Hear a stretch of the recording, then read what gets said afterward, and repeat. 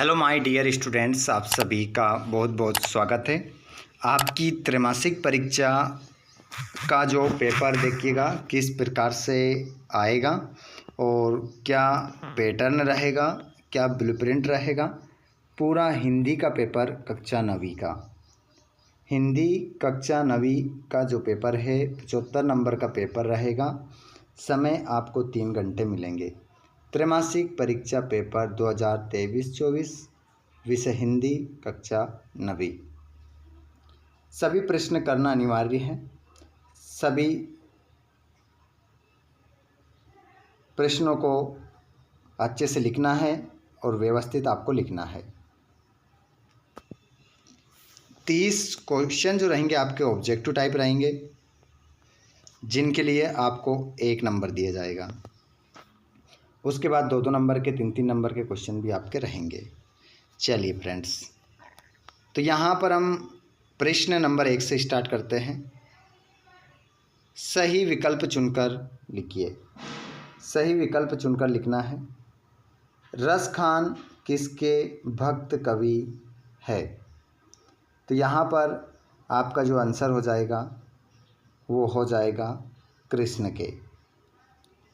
रचना के आधार पर वाक्य के भेद होते हैं। तो रचना के आधार पर वाक्य के जो भेद होते हैं 3। कबीरदास की एक रचना है। तो कबीरदास जी की जो रचना है उसका नाम है बीजक। अगला प्रश्न है, आपकी त्रैमासिक परीक्षा के लिए ये वीडियो बहुत ही महत्वपूर्ण होने वाला है। तो आप सभी इस वीडियो को अपने दोस्तों तक ज़रूर शेयर करिएगा। साथ ही चैनल को सब्सक्राइब करिए ताकि आपको इसी प्रकार आगे आने वाले सभी वीडियो के नोटिफिकेशन मिल सके।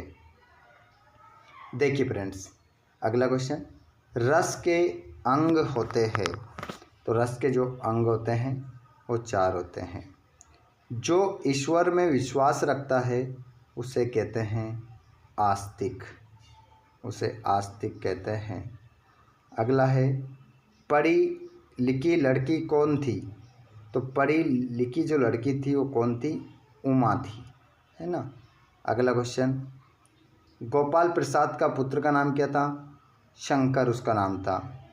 और 2 पदों के मेल से होने वाले परिवर्तन को क्या कहते हैं? समास कहते हैं। अगला क्वेश्चन है, हवा का पर्यायवाची शब्द है। हवा का पर्यायवाची जो शब्द है वो हो जाएगा पवन। रौद्र रस का स्थायी भाव क्या हो जाएगा? क्रोध हो जाएगा। अच्छे से लिख लीजिएगा इन क्वेश्चनों को। PDF आपको हमारे टेलीग्राम चैनल पर मिल जाएगा, जिसकी लिंक डिस्क्रिप्शन में है।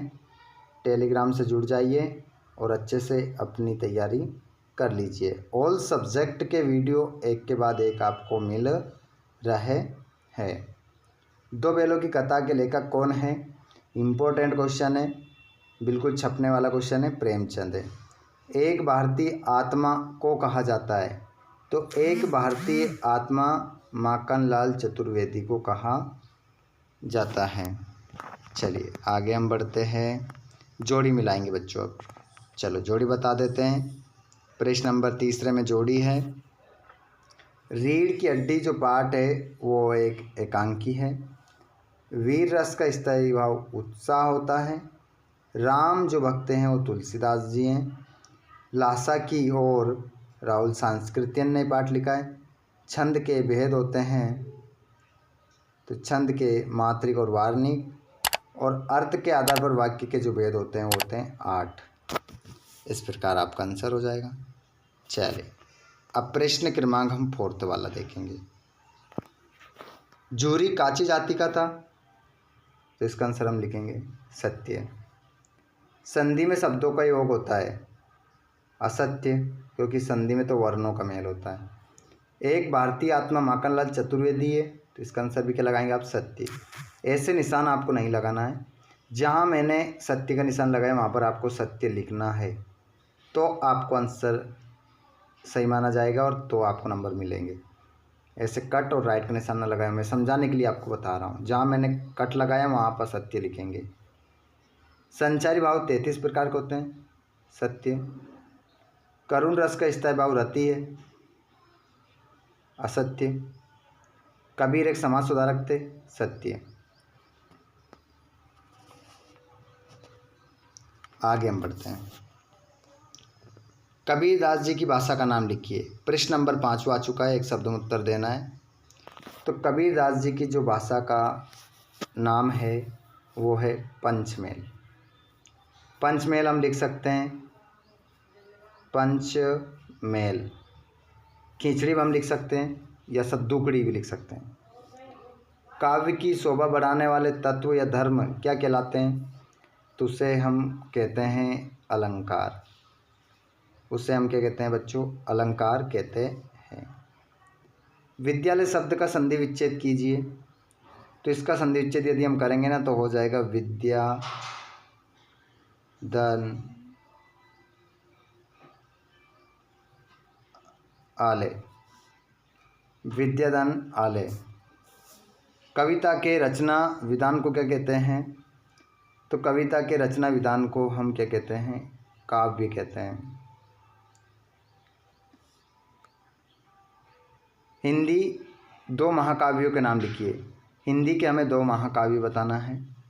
तो एक तो हो जाएगा रामचरितमानस। रामचरितमानस यहाँ लिख देता हूँ, रामचरितमानस पहला हो गया। दूसरा आपका हो जाएगा कामायनी। कामायनी। कबीरदास किस शाखा के कवि हैं? तो ये हो जाएंगे ज्ञान मार्गी। ज्ञान मार्गी। अब हमारे आ चुके हैं 2 नंबर के प्रश्न। संधि और समास में अंतर। संधि और समास में अंतर देख सकते हैं यहाँ पर आप। 2 नंबर का प्रश्न है। 2 बेलों की कथा का सारांश लिखिए। 2 नंबर का प्रश्न है, एक करना है दोनों में से। आगे देख सकते हैं 7वां वाला प्रश्न, छोटी बच्ची को बेलों के प्रति प्रेम क्यों मढ़ाया? मानसरोवर से कवि का क्या आशय? मनुष्य ईश्वर को कहाँ कहाँ ढूंढता फिरता है? ये सभी क्वेश्चन आपकी परीक्षा की दृष्टि से इम्पोर्टेंट है, आप अच्छे से इनको लिख सकते हैं। मुंशी प्रेमचंद का जन्म कहाँ तथा कब हुआ? शब्द शक्ति किसे कहते हैं? देख सकते हैं सभी क्वेश्चन। शांत रस की परिभाषा उदाहरण सहित लिखिए।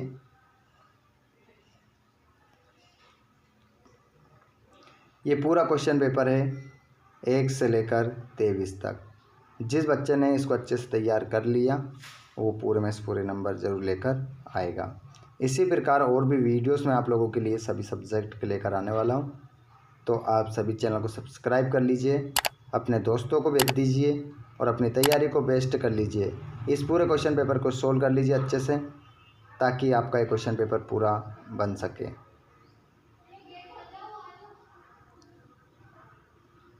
ठीक है स्टूडेंट्स, ये हो चुका है हमारा पूरा क्वेश्चन पेपर का सॉल्यूशन। धन्यवाद। Thanks for watching. जय हिंद।